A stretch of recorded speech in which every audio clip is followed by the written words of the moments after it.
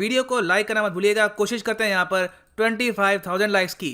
जो पहला क्वेश्चन है इसकी तरफ बढ़ते हैं। फर्स्ट क्वेश्चन बहुत अच्छा है, बहुत ही इंपॉर्टेंट है। यहाँ पे आपसे पूछा जा रहा है कि हाल ही में वो कौन सी पहली एयरलाइन कंपनी बनी है भारत में जिसने इस्तेमाल किए हैं अल्ट्रा वायलेट रोबोट साफ सफाई करने के लिए। बहुत इंपॉर्टेंट है और इसका सही उत्तर है ऑप्शन सी, एयर इंडिया।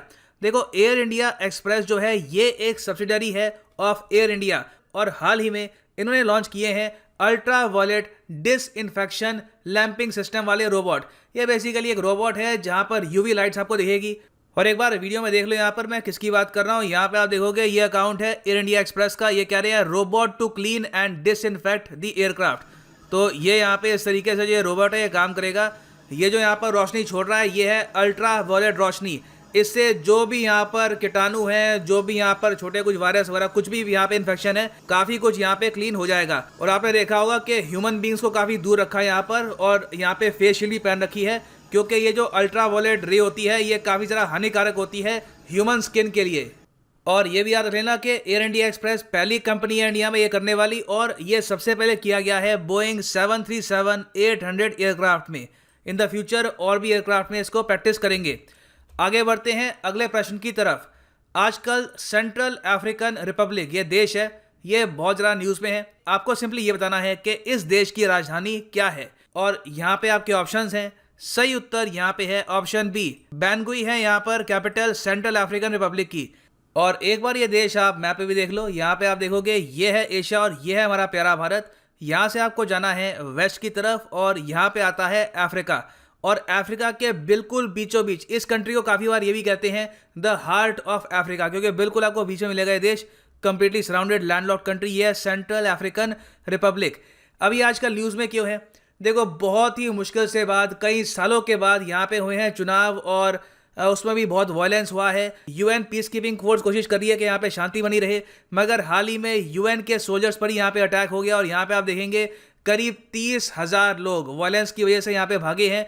तो ये जो कंट्री है बहुत ही ज़्यादा अस्थिर है, काफ़ी न्यूज़ में भी रहती है यूएन पार्टिसिपेशन की वजह से। तो इसके बारे में आपको पता होना चाहिए। और करेंसी बाय द वे यहाँ पे यूज़ करते हैं central African Republic CFA Frank.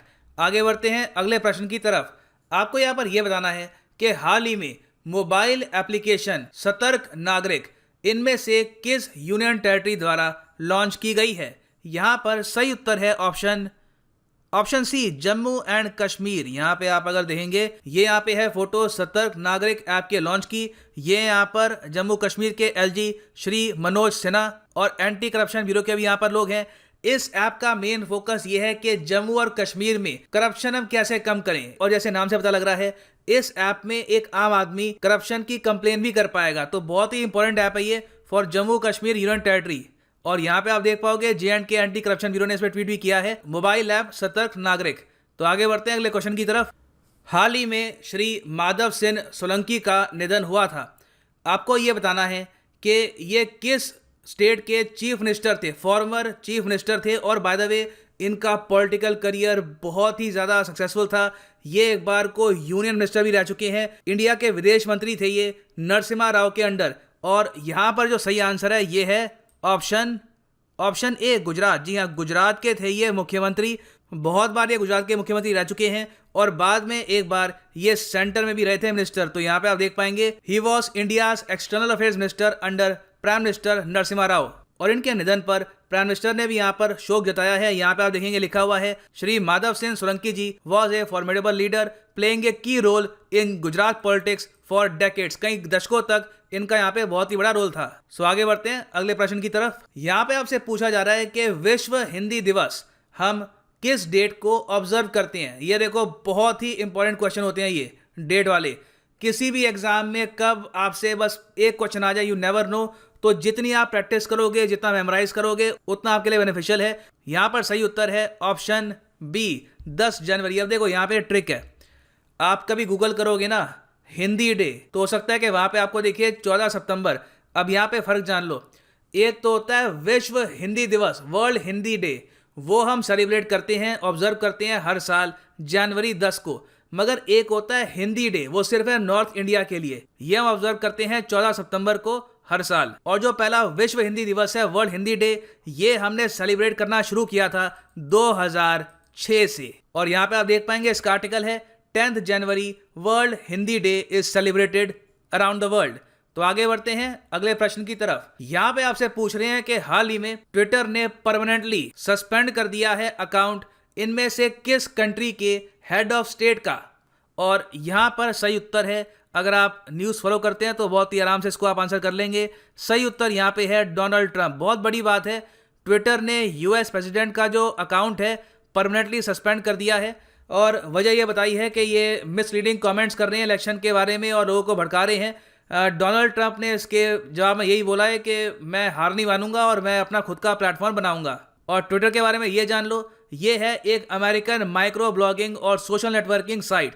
इसके हेडक्वार्टर्स आपको मिलेंगे सैन फ्रांसिस्को कैलिफोर्निया में। सो आगे बढ़ते हैं अगले प्रश्न की तरफ। बहुत अच्छा सवाल है ये। दिल्ली कैबिनेट ने हाल ही में अप्रूव किया है कि ये बनाएंगे दिल्ली में कोंकणी अकेडमी।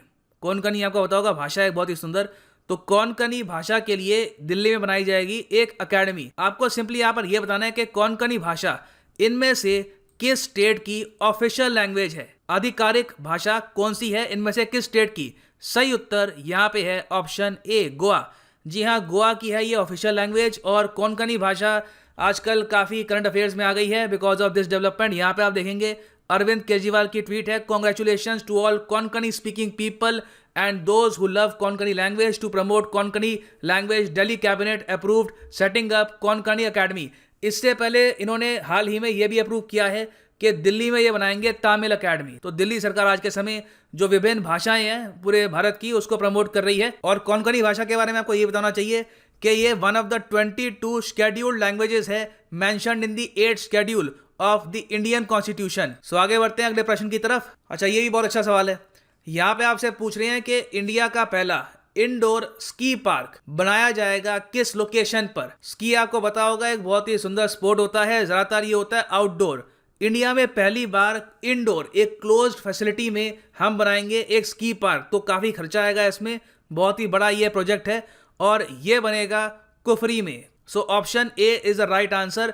कुफरी आपको किस स्टेट में मिलेगी? ये आपको मिलेगी हिमाचल प्रदेश में। ठीक है, कुफरी आपको मिलेगी इन शिमला, हिमाचल प्रदेश। और इसके लिए हाल ही में मेमोरेंडम ऑफ अंडरस्टैंडिंग साइन किया गया है। और यहाँ पर यह भी जान लो कि यहाँ पर गवर्नर है श्री बंडारू दत्तात्रेय और चीफ मिनिस्टर है यहाँ पर जयराम ठाकुर। और हिमाचल प्रदेश में है 2 कैपिटल्स, इनकी समर कैपिटल है शिमला, विंटर कैपिटल है धर्मशाला।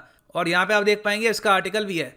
सो आगे बढ़ते हैं अगले प्रश्न की तरफ। तो यहाँ पे आपसे पूछ रहे हैं कि हाल ही में सुबोध कुमार जायसवाल को अपॉइंट किया गया है डायरेक्टर जनरल, इनमें से किसका। काफी इंपॉर्टेंट क्वेश्चन है ये।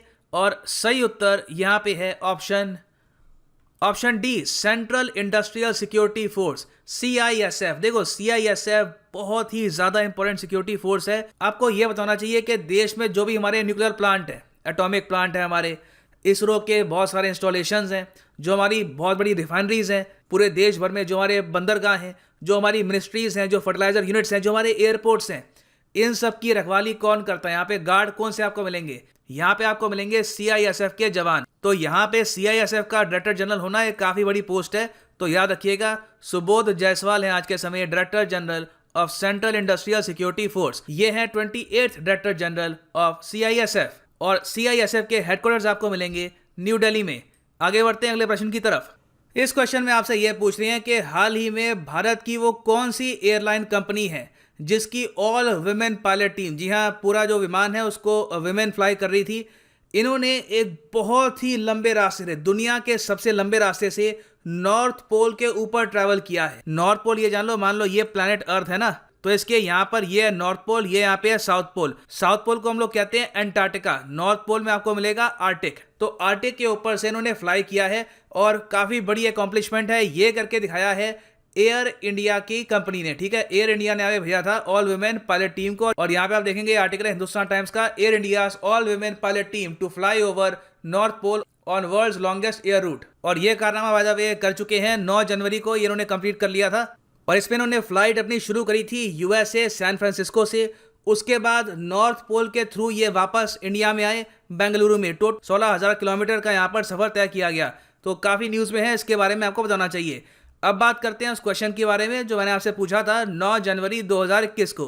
तो यहाँ पे आप देखेंगे बहुत ही सिंपल क्वेश्चन था। आरआरबी एनटीपीसी 2016 में क्वेश्चन आ गया था कि मुगल एम्परर हुमायूं का मकबरा आपको कहाँ पर मिलेगा, और सही उत्तर यहाँ पे है बी, दिल्ली। और यहाँ पे शंकर भ्राता भट्टाचार्य और साक्षी वर्मा ने बहुत ही अच्छे इसके आंसर दिए हैं। इन्होंने यहाँ पे बताया है कि कब इसको बिल्ड किया गया था, 1565 एडी में, 9 years after the death of Humayun.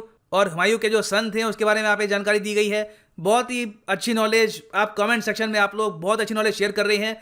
इससे देखो आपका ये फायदा होगा, ये जो सारी नॉलेज है आपके माइंड में ड्रिल हो जाएगी and you will remember this for a very long time. चलो अब बात करते हैं हम आज के सवाल के बारे में। आज का सवाल जो है ये आया था मध्य प्रदेश पीसीएस एग्जाम में 2018 में। सवाल ये है कि फर्स्ट राजीव गांधी खेल रत्न अवार्ड किसे मिला था? विश्वनाथन आनंद, धनराज पिल्लई, सचिन तेंदुलकर या फिर गीत सेठी? बहुत अच्छा सवाल है। यहाँ पे आप बता सकते हैं राजीव गांधी खेल रत्न अवार्ड के बारे में, जो विनर हैं उनके बारे में आप आंसर कर सकते हैं। तो मैं आप सब लोगों को ये बोलूंगा, देखो पार्टिसिपेट करोगे तो जो नॉलेज है आपके माइंड में रहेगी। तो कमेंट सेक्शन में बिल्कुल इसको आंसर करिएगा, जितना क्रिएटिव आंसर आप बना पाए बनाइएगा। और बाकी लोग आई एम श्योर आपकी जो कमेंट है इसको लाइक भी करेंगे। सो ये है अंत इस वीडियो का। वीडियो को लाइक करना और शेयर करना मत भूलिएगा। मिलता हूं आप सबसे कल सुबह।